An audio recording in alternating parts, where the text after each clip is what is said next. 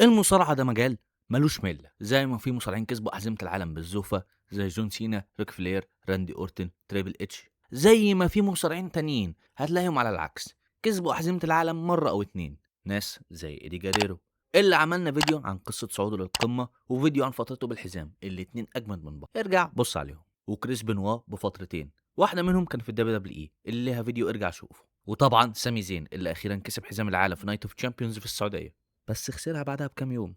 بس احنا كلامنا هنا مش على ولا واحد من دول، احنا كلامنا على واحد من اكتر المصارعين الاندر ريتد في تاريخ الصناعه، وهو الوحش كين. كين كسب حزام العالم مرتين او ثلاثه على حسب انت عايز تحسب فترته بحزام اي سي دبليو في 2008 ولا لا. اول مره كانت في الكينج اوف ذا رينج 98 وقعد بالحزام يوم واحد، فاكيد مفيش كلام يعني هنا.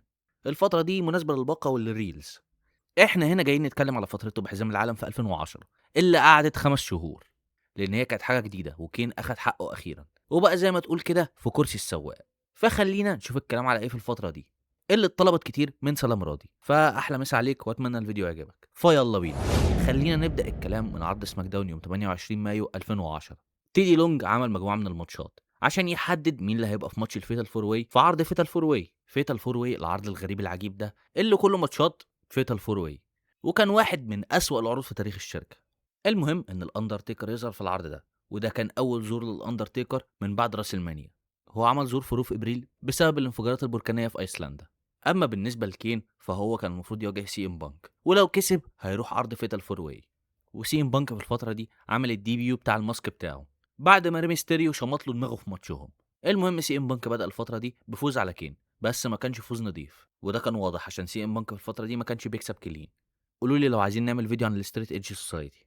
المهم في العرض ده برضو الاندرتيكر يواجه ريمستيريو، والماتش ده كان فيه شويه دم بسبب ان ريمستيريو كسر مناخير الاندرتيكر. بس الاندرتيكر كسب بالرغم من ده، والمفروض يروح لعرض فيتال فور واي.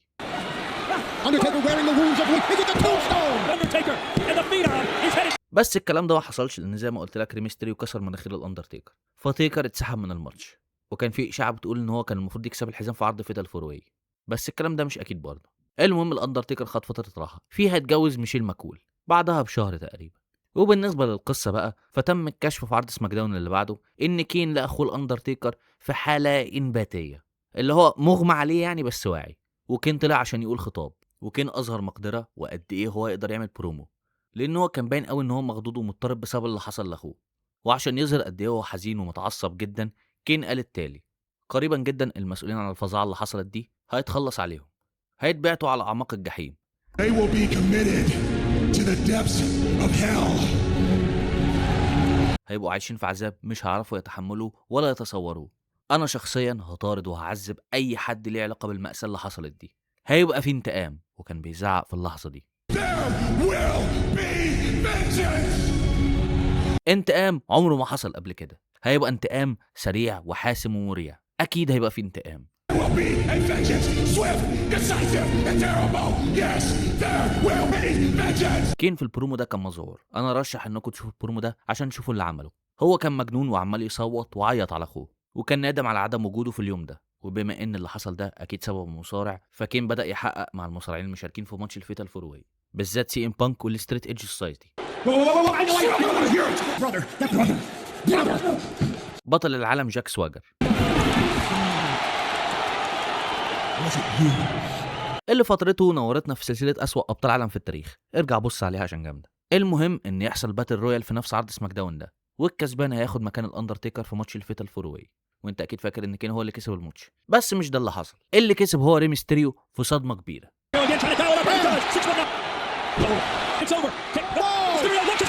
كين بالرغم من ده ما كانش ناسي اخوه، وكان متحفز. كان برضه متحفز وعايز ينتقم ويدمر المجرم اللي هاجم اخوه. هو فضل يدور ويدور ويدور. الستريت ايدج سوسايتي كانوا بيتريقوا على الاندرتيكر، وده ما كانش بيساعد اطلاقا.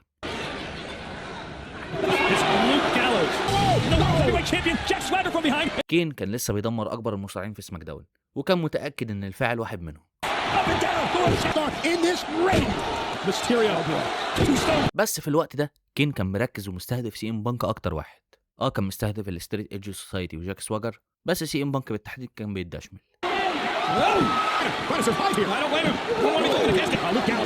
You think that Kane believes that Punk perpetrates the crimes against his brother? You heard Kane say earlier. وفي نقطة ما كانش عايز يواجهه وطلع يفلق من ماتشهم. If I was CM Punk, I'd never come back. And now Punk goes off into the night. كين كان مصدق ومقتنع تمام الاقتناع ان الستريت ايدج سوسايتي ورا اللي حصل ده، وبانك كمل في نفي ده. بس كين ما كانش مهتم باللي بانك بيقوله، وعشان كين يصدق الموضوع احتاج سيرينا تطلع تكشف ان سي ام بانك ما كانش قرب الاندرتيكر اطلاقا في يوم 31 مايو. الدليل بتاعها هي انها اظهرت لقطات من يوم 31 مايو وهي في بار بتشرب مع ادم كول، وسي ام بانك يظهر في الكادر، فسي ام بانك كده بره المعادله. فكين هدفه والمشتبه بيه الرئيسي بتاعه هو جاك سواجر. جاك سواجر نفى ان هو عمل اي حاجه، بس بعد ما قال حاجه على انه يخلي الناس تعاني، فكين صدق ان هو اللي عملها. So it was you all along. No, yes it was. No. You like to make people suffer. You made my brother suffer, didn't you? You're wrong. You're wrong. كين كان بيحقق معاه، والفقره دي مضحكه حتى لو من غير قصد. جاك سواجر كان عمال يصرخ ان هو عنده عذر. He had an alibi. I have an alibi. I swear I have an alibi. Prove it then. فكين اداله فرصه عشان يجيب العذر بتاعه الاسبوع اللي بعده. الاسبوع اللي بعده يجي وجاك سواجر يجيب ابوه، فجاك سواجر يظهر صور من الميموريال داي، اليوم اللي بيفتكروا فيه جنودهم اللي ماتوا، وكان باين ان جاك سواجر مستمتع ومروق الدنيا مع ابوه في الصور اللي كانت من يوم 31 مايو دي. بس كين بعدها طلع وما كانش مصدق جاك سواجر. جاك سواجر حاول يوريه صور تانية، بس كين حاول يبلعه شوك سلام. Evidence. Look up there. I ran a 5K. This 64-year-old man behind me came in second. Had nothing to do with what happened to. سواجر اداله بوكس وبعدها انقض على الفرصه دي، وفي الوقت ده جاك سواجر كان نسخه رخيصه من كيرت انجل، بس طبعا الموضوع ده ما نجحش.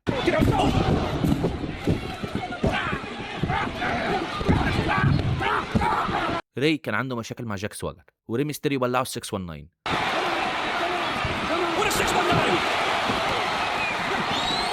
قبل ما كين يمسك الاتنين سواجر من رقابهم، جاك يعرف يفلق وزي الجبان اتفرج على ابوه وهو بيلعب شوك سلام وبعدها توم بستون.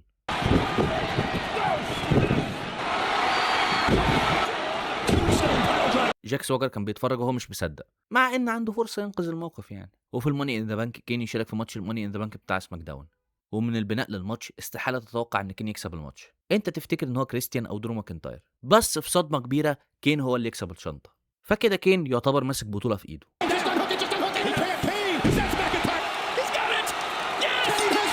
فبعد ساعه كين طلع وعمل كاش ان على ريميستيريو اللي كان يا دوبك واقف على رجل واحده. كين بلعه الشوك سلام وبعدها يختم الكلام بالتوم ستون بايل درايفر.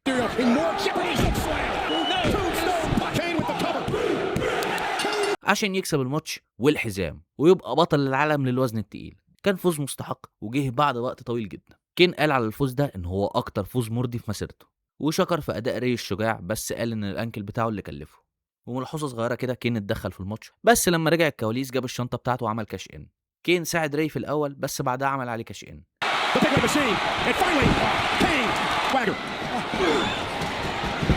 كين كان مبسوط جدا حتى ولو ده ما كانش باين على وشه. بس المهمه الرئيسيه بالنسبه له كانت ان هو يلاقي المسؤول عن الهجوم على الاندرتيكر، وان هو ما كسبش الحزام عشان نفسه بس عشان اخوه، وان هو حاسس باحساس غير طبيعي بالفخر والاطراء، بس برضه كان حاسس بالحزن والخزي بسبب ان اخوه مش هنا، وهو رافض يريح لحد ما يلاقي الفاعل. ولما يلاقيه كين هيحقق الانتقام بتاعه، وبما انه شاف ان ري ميستيريو تهديد للحزام بتاعه، هو حاول يستهدفه برضه بس فشل.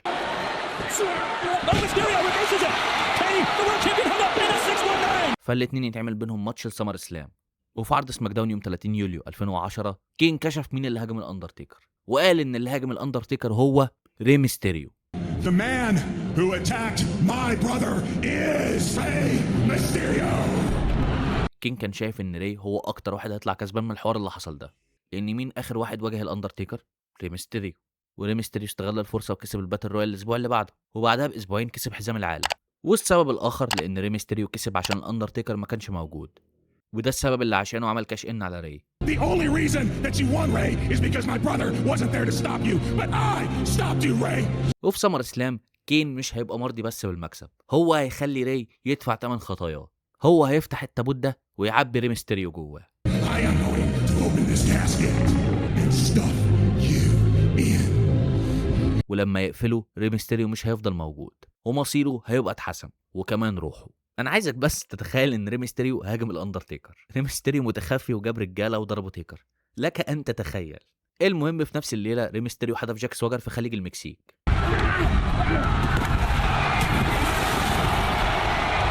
والفقرة دي مضحكة لما تشوف جاك سواجر وهو مش في الغريق وعمال يصيح ان هو مش عارف يعوم وان هو بيغرق. I can't swim! I can't swim! Help me! I'm drowning! Help! وبعدها كين يظهر من العدم ويعمل شوك سلام لريمستيريو جوه البحر.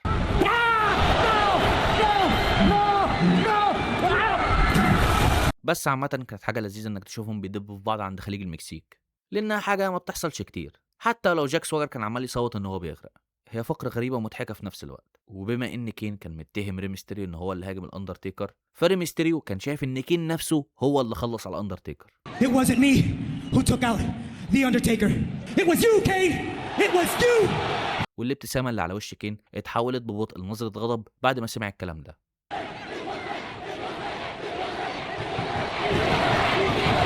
فبالتالي في الطريق لسمر سلام كين كان المتهم الرئيسي. وبالنسبة للماتش فالماتش ما فيهوش كلام كتير، ما كانش وحش بس ما كانش كويس. وعامة العرض ده لو هتفتكر فيه حاجة هتفتكر فيه ماتش النكسس ضد فريق دبليو. النكسس اللي ليهم فيديو ارجع شوفه. كين طلع التابوت كتحية وتكريم لاخوه، وعشان يكمل الموضوع ده هيرمي راي جواه. كين فتح التابوت ومفيش حد جواه.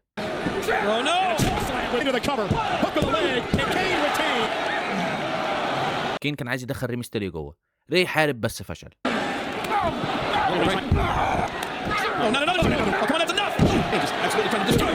كين كان بيجر التابوت عشان يقفله، بس المرة دي ما كانش عارف يفتحه لأن أخوه الكبير كان مستنيه في التابوت. الأندرتيكر رجع بعد 3 شهور. كين كان مصدوم من اللي حصل.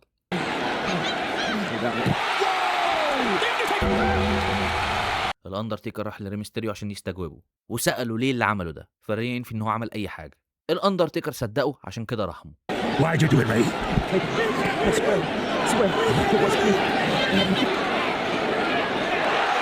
فكده دور كين جه، الاتنين خنقوا بعض، وفي مفاجأة كبيرة كين اتفوق على أخوه وبلعه التومبستون.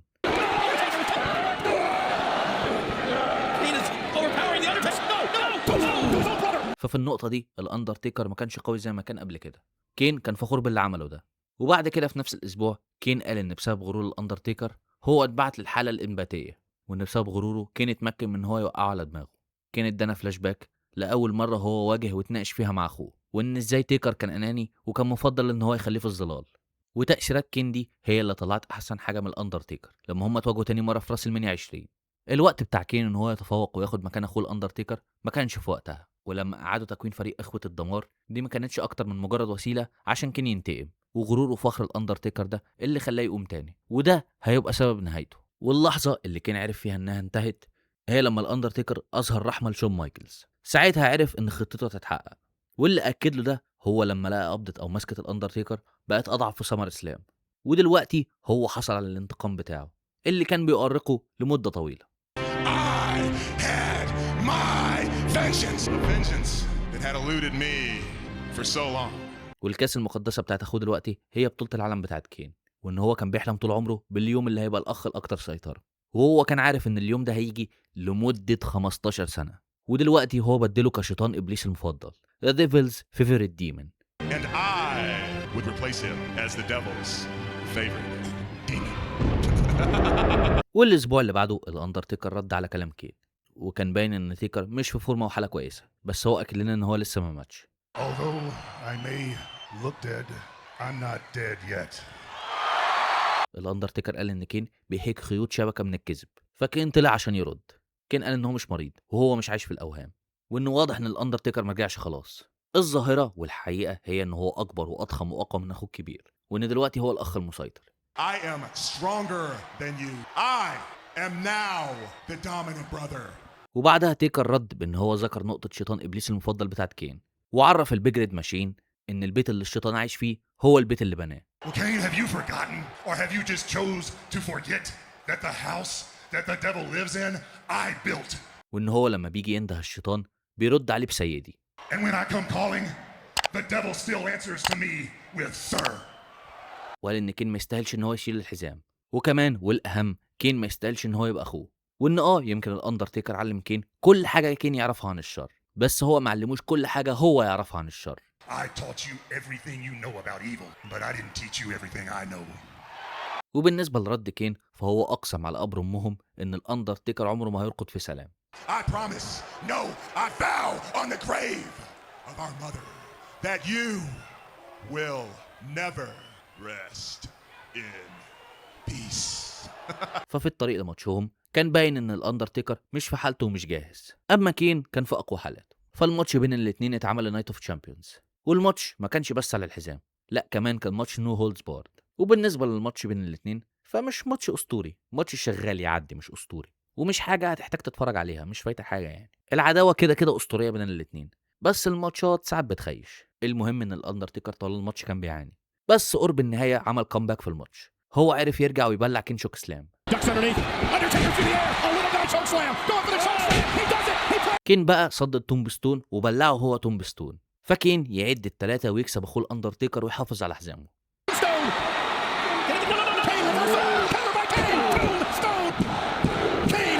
والاندرتيكر قعد في بير سلم، وكان باين ان هو محبط من اللي حصل يوم الاحد.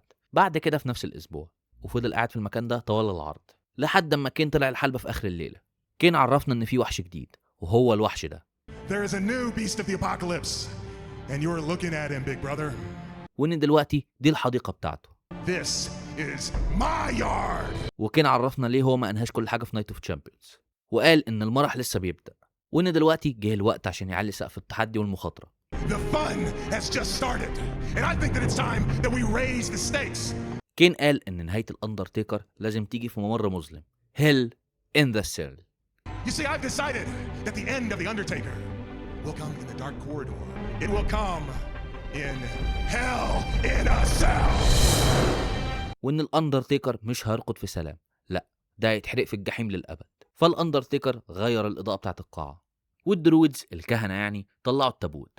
ولما كين فتح التابوت كين لقى بول بيرر جوه.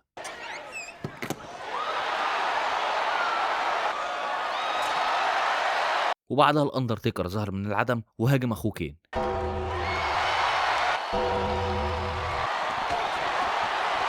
بس كين فلق من الحلبة ورجع الكواليس وهو خايف من اللي بيحصل دلوقتي.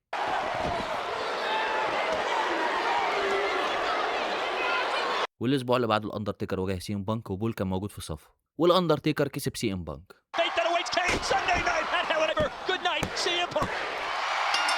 وفي نفس الليله الاندرتيكر هاجم كين بعد ماتشه مع جون سينا.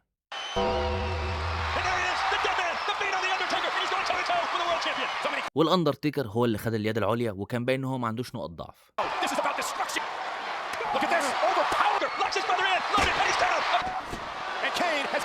وبالنسبه لماتش الهيل ان ذا سيل فالماتش برضه مش احسن حاجه، مش كويس، ما رشحوش يعني، مش حاجه هتفوتك خالص اطلاقا لو ما اتفرجتش عليها.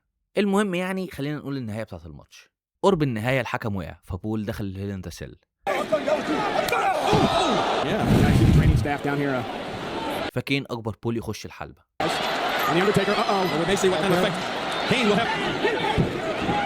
تيكر قام، وفي اللحظه دي تيكر كان عنده الزخم كله.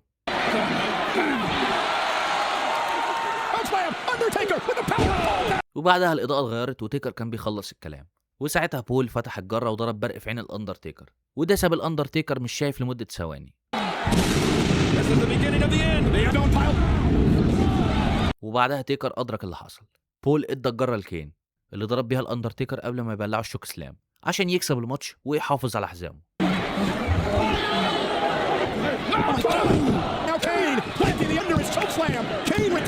فالماتش مش احسن حاجه، وفي ناس بتعتبره ماتش كارثي وعبثي، بس المهم تفتكر ان اكيد العداوه دي انتهت. لا، الحقيقه لسه فاضل ماتش كمان بين الاثنين. في عرض سماك داون يوم 15 اكتوبر 2010 كين وبول عملوا تحدي، هم تحدوا الاندرتيكر لماتش بارد لايف في براجنج رايتس، والاندرتيكر وراهم ان هو يمكن لسه قادر يأدي وهاجم كين.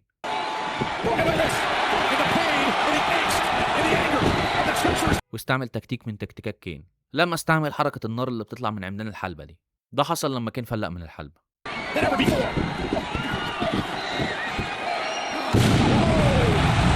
وكين واقف عند الستيج، فالاندرتيكر ولع في الستيج برضه، فكده شكل الاندرتيكر رجع فعلا.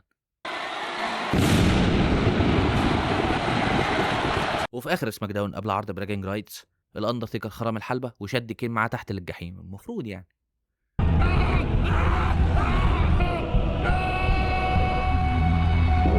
المهم خلينا نروح للعرض ونتكلم على الماتش. الماتش ده برضه زيه زي باقي الماتشات مش احسن حاجه، مش مميز، شغال يعني. الاندرتيكر كان عنده السيطره اغلب الماتش، وكان على وشك ان هو يكسب.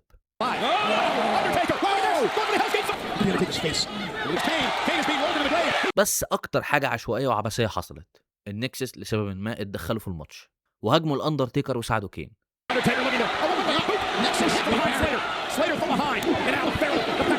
اللي ضرب الاندرتيكر بالجره ورمى في القبر. والنكسس عملوا الشغل القذر بتاع كين عشان يأمنوا على فوز كين وان هو يفضل البطل.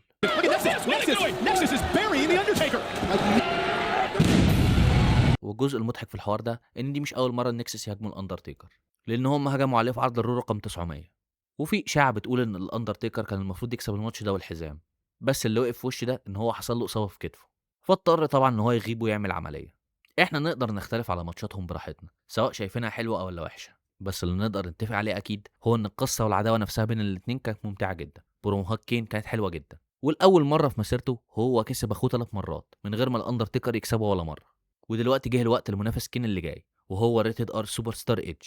ايدج في الوقت ده كان اتحول فيس بشكل كامل، وكان في اول فتره حقيقيه كامله ليه كفيس. هو كان اتحول فيس في اول السنه بس ما تعتبرش نجحت قوي، فبسبب ان سماك داون ما عندهاش مصارعين فيس كتير في القمه، فايدج راح هناك عشان يجيب ستار باور ويبقى اسم تقيل للبراند. انا عايز اعرف رايكم في فتره ايدج كفيس في الوقت ده. الفتره الاولى كفيس كانت محبطه شويه، بس الثانيه كنت تحسها احسن، بالذات كمان بعد عداوه كين بعد ما كسب الحزام من الاخر. قول لي ايه رايك فيها. المهم يعني بسبب ان ايدج عارف ان هو ما يقدرش يكسب كين على طول كده، فهو بدا يعمل العاب ذهنيه عشان ياثر عليه. هو خطف ابو كين بول. عشان تعرف الحكايه دي ارجع لسلسله الاندرتيكر. المهم يعني انت لو اتفرجت على الفقره دي من غير ما تعرف السياق وكمان وانت قافل الصوت هتفتكر ان ايدج لسه الهيل. المهم ايدج هدد ان هو يحدف بول من فوق الستيج لو كين قرب، والخطه دي نجحت لان البيك شو عرف يكسب كين المتشتت.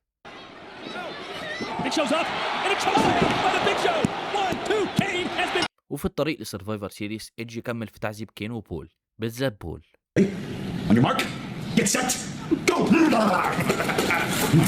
قعد يحدف عليه كور، وفي المطلق ما كانش احسن وقت البول. ايدج كان بيعذبه لدرجه ان هو كان بيعذبه بالاكل، فتحسها حاجه غريبه على مصارع المفروض ان هو فيس.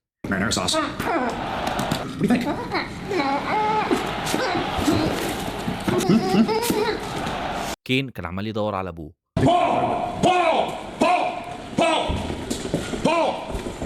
ولما لقاه فعلا ايدج غفله بكروس بادي وبعدها حدفه في شويه زباله.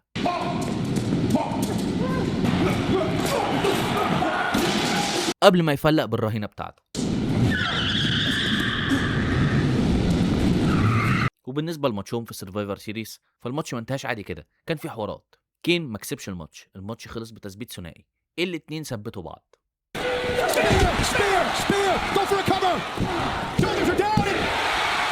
وفي المطلق الماتش ده ما كانش كويس، كان ضعيف، وما اظنش ان ايدج في عزه ليه ماتشات وحشه يعني، فللاسف هتضطر تحط ده في الخانه دي. بس بسبب نتيجه الماتش ده معناه ان العداوه دي هتكمل، وكمان ايدج كان ليه هو اليد العليا.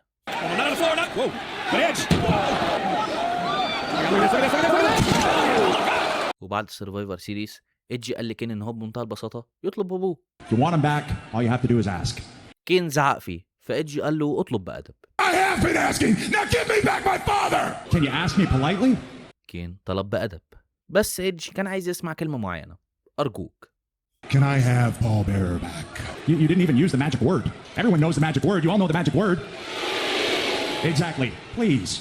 الطريقه اللي كين قال بيها ارجوك ما جاتش مع ايدج، فطلب منه انه هيقولها تاني.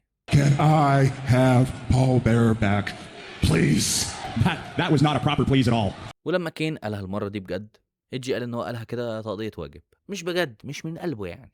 Can I have Paul Bearer back, please? That was so insincere. You didn't mean a word of that. See you later, Kane. المهم يعني العك ده يكمل اسبوع كمان، وايدج يفضل يتلعب بالبطل، وحتى داس على بول مزيف، وكين كان شكله اهطل جدا.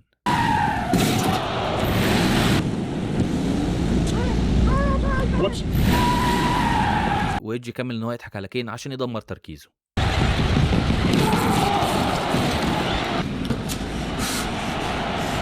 وفي الليله دي بالتحديد كين كان في حاله فوضى، ما كانش في تركيزه خالص.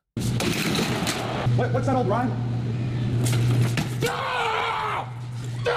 وايدج استغل الموضوع ده بانه كسب كين، وهيختار الخاصيه بتاعت ماتشهم في عرض TLC.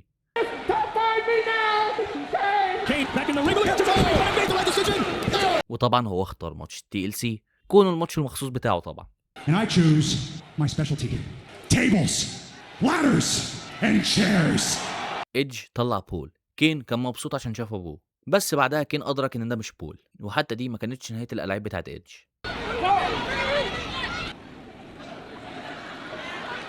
The mind games continue.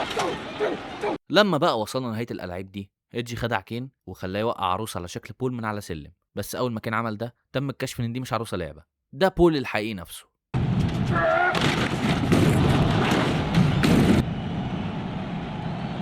واللي زود التيم بله بالنسبه لكين ان تيدي لونج ضاف البرتو ديل ريو وريمستيريو لماتش التي ال سي، ويخلي الماتش ماتش فيتال فور واي. المهم خلينا نروح للتي ال سي. الماتش ممتع جدا وافضل ماتش في فتره كين بحزام العالم. كان ماتش تي ال سي ممتع جدا ومن افضل الماتشات في سنه 2010. الماتش فيه 4 من افضل المؤدين في الشركه. The most fleet of foot superstar in this match. الماتش مليان سبوتات ممتعه، زي لما ريمستيريو تسلق الست بتاع العرض، Moved up to the stage. Wow, in the world? These are tables that are TLC event. Mysterio using his weapons. Taking. ديل ريو لما وقع من فوق السلم على ترابيزه بمنتهى السرعه. Mysterio's got the ladder. Del Rio's got the title. Something's got to give. It's going to be Del Rio through a table. كين اظهر ان هو لسه قادر يأدي ويبقى وحش. Pain. Tombstone. Pile. ايدج بقى كان اذكى واحد في الماتش. ايدج استعمل خبراته عشان يعدي الماتش، ويعدي الماتش على الرايق كده، He retains it. Oh, he tags for the choke. Oh, right there. It's through. No. Through a table. ويكسب الماتش من ان هو ياخد الحزام. Come on. Somehow with the world title. Define your career. Define your legacy. Right now. Edge has done it. ودي كده تبقى نهايه فتره كين بحزام العالم. انا عايز اعرف رايكم فيها. انا حاسسها كويسه يعني، بالذات عداوه الاندرتيكر بغض النظر عن الماتشات، وعداوه ايدج ما كانتش احسن حاجه. يعني العداوه دي كلها عباره عن ان ايدج بيلف في عرض سماك داون ببول، وكين شكله يطلع اهطل في كل مره. عامه عايز اعرف رايكم في فتره كين بحزام العالم، ولو عايزين فيديو عن فتره ايدج بالحزام بعد ما كسب كين. وما تنساش لو عجبك الكلام ادي لايك وادي سبسكرايب، وسيب رايك ازاي نطور المحتوى ورايك في الفيديو. والسلام عليكم.